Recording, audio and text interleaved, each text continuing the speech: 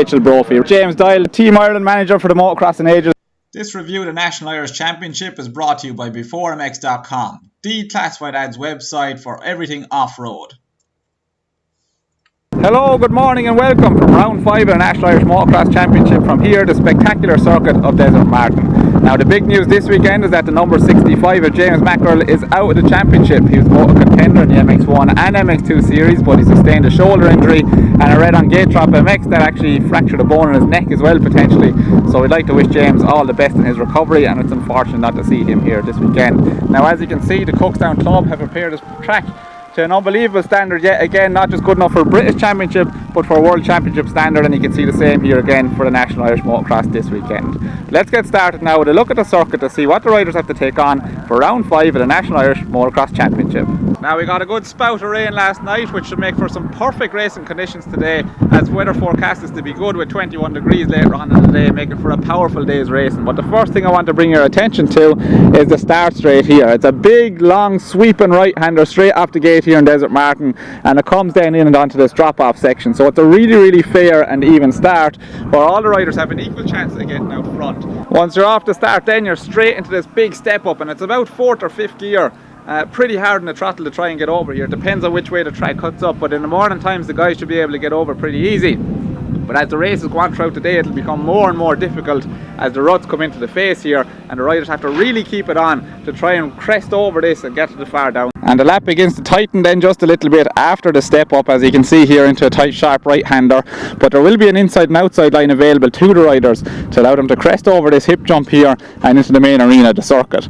A couple of flowing tabletops to bring you then into the finish line straight. And it's an interesting take that the Cookstown Club have had on the finish line here also. Usually in motocross it's traditional to see it over a tabletop jump or a double jump or something similar, but not here in Desertmartin. The transponder cable lies right underneath me just before the takeoff of a tabletop, which means that if the racers are tight at the end of the race, it's a drag race here to the finish to take that first position.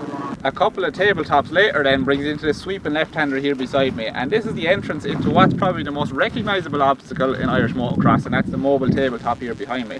But you want to have your mind made up right here. You have the speed needed when you get to this point of the circuit to make sure you get all the way over this jump. Now there's a couple of things that make this tricky. One is it's a big long up ramp here, and you also have the wind to contend with that seems to always blow from this side here. So you see the riders take off from the left hand side of the track and try and calculate with that wind speed as they're going over this jump. Following on from the mobile tabletop, then you're brought into a smaller, well, it's still a decent enough obstacle, kind of a double tabletop here, and if cut the lap a little bit shorter, they're not using the back section out here today for the National Irish Championship, but they'll be sweeping in left off this turn. And I know myself from experience that it's tricky to get the angle in here coming into this left-hander if you want to clear this jump.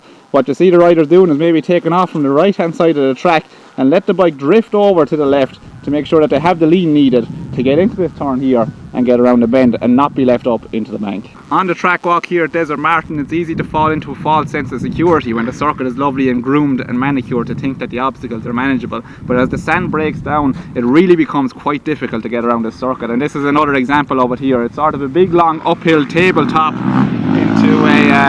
into a second landing down here below behind me, and you have to carry a lot of speed if you want to get all the way down here, and it can go quite wrong on you. Just ask Lindsay Newell if you want to find out more on that. The last piece of track to really pay attention to then here in Desertmartin is this highest point of the circuit, where it's a very narrow sort of peaked jump at the top of the hill here. It comes off a long sweeping left-hander, but it's very easy to be caught out here and carry too much speed, which will send you sailing down to the bottom of the circuit here into the following right hairpin behind me. The circuit kinks back over on itself, then back left through a big long sweeper and back downhill to bring you onto that kind of ski jump before the main double at the centre of the circuit, and that completes a lap here at Desertmartin. Now don't be tricked by the circuit at the moment, it's lovely and smooth and flat, but that will very quickly cut up after the practice sessions, and we'll see a much rougher race circuit by the time the races get going. So let's catch up with a little bit of practice now and see how everybody fares out for the day.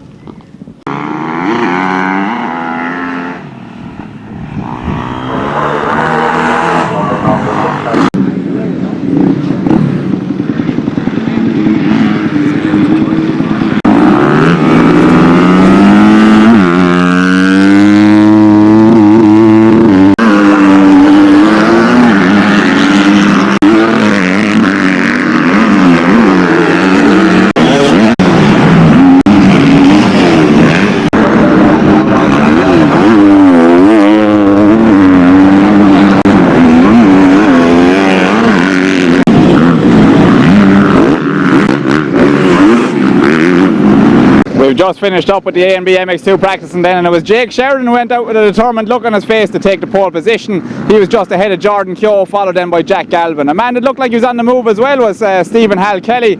So that's your top 3 qualifiers in the A and B MX2, and we'll see how we get on the racing today. Alright, so we're catching up here with one of the women of Irish motocross, a very familiar face in the paddock over the last good few years, and it's Rachel Brophy. Rachel, would you like to just tell us a little bit about how you got started in the sport, what age you were, and where you're at with it now? So I was 17 and my dad wouldn't let me get a road bike, so he got me a motocross bike, but he didn't intend on me racing like this, I don't think. So I just went to a motocross track and started racing. And got started that way. And when you were 17, was it straight into the racing, or did you spend some time practicing first? Or? No, I started doing grass tracks, and then I said I'd go to Tullow, the old track that used to be there, and I loved it, like the jumps and the corners and stuff, so just kind of gradually started doing a bit of racing, Yeah, I remember Tullow myself. It was a good track to get started on, plenty of open space and easy enough jumps as well. But we're here at Desertmartin today for racing. Which class are you racing in today, and how's your championship been going? CMX2, and it's been going okay. I've been doing well this year, considering last summer I was away all summer and fitness was not there at all, so I'm kind of getting back going, just enjoying it this year, yeah. Absolutely, yeah, and it's very nice to see women participate in motocross as well. Do you know if there's many girls in Ireland who race, or would you like to see more come into it? There's about 10 of us, I think, and obviously it'd be nice to see more, nice to get more going, but yeah, no, it's a lot better in England, definitely, so we go over to the Girls' Nationals to do it, just, you know, it's better racing with a full grid of girls. Absolutely, yeah. Well, excellent. Thanks very much for speaking with us then today, Rachel, and the best of luck with your racing today. Thank you. And a big thanks to Rachel's father and Meaney Plant and Civil Engineering for their support in this 2019 season.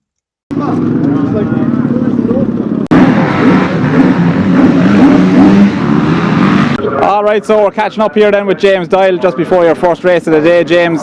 James, before we go on to Desertmartin, how was Derryarkin for you overall? Derryarkin was alright. I actually have no idea where I finished, just outside top 10 I think all day long, and then got stoned in the face in the second race, and that kind of took the wind out of my sails for the last one, so it was alright, Yeah, no, okay then. So, and you're getting to do a little bit of midweek practice now, which makes you give it a little bit more confidence. How's your feeling so far on the track here in Desertmartin today after the practice? Definitely feeling fitter anyway, which is nice for the first time this year really. It was alright, the track's very deep, it's really, they put a lot of sand on it for the British I think, so it's really deep, so I think we could have went with a paddle tyre instead of the soft one, but it's alright, like.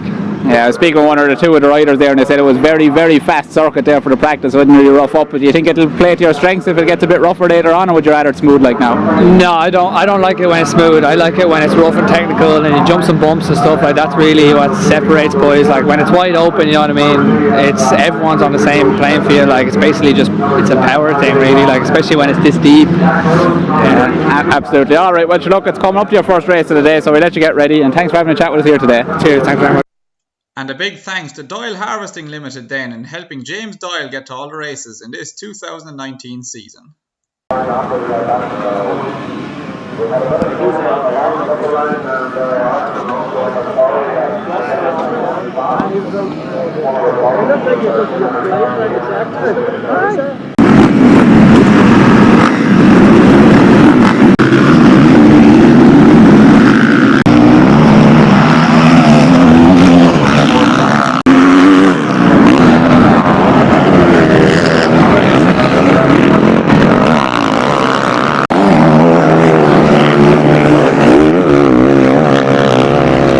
Alright, we're catching up here with Team Ireland manager for the Motocross and Nations, Philip McCullough. Philip, you've made your 3-rider pick. Was it a tough decision for you in the end? Not really tough decision. I think the team almost picked itself. Obviously with Martin, the experience Martin has and the speed of Martin Bar, he was a no-brainer, and he was always going to be going to Aston as long as he was fit. Jason Mears stepped up well his last few months, and now with the ride he's got in the British Championship, he proved here he can run in the top 4 or 5, claiming the podium position in the first moto. And again with Stuart Edmonds, Stuart goes to the Nations, puts on a great display, rides with his heart. So basically, in my eyes, it was a no-brainer. Yes, there's been a bit of controversy about it, about riders and certain riders should be going, shouldn't be going. I'm team manager. I decided my 3 riders will go, and it was picked. And as far as I can make out, everybody is agreeing with me now. I haven't heard many negative comments, but at the end of the day, I'm the man carries the can when we stand in Aston, so all the fingers going to point at me, but I'm proud to have picked the 3 best riders that I see, and hopefully we'll go over there and enjoy ourselves when we get it. Yeah, absolutely. And I saw the announcement on Facebook, and a lot of the comments that I saw were positive. I didn't see one negative one at all. But what does the preparations look like for you now between now and Aston? Has much been done already, or is there still a lot of work to do? Hotels are booked, flights now. Always I can look at flights because I know what names I can put on them. We're maybe going to go and do a wee bit of testing, obviously down at my tracks, very deep sand. A few riders, I think Jason Mears maybe going to go over to Lommel to do a bit of riding. Martin will probably go as well, and I'll say Stuart will be going. It's just getting time to do everything together. It's nice to work as a team, and I always have a real good team atmosphere within Team Ireland, and this year should be no different. So the preparation on my side is just trying to gather a few funds in now and start obviously with the merchandise and bits and pieces.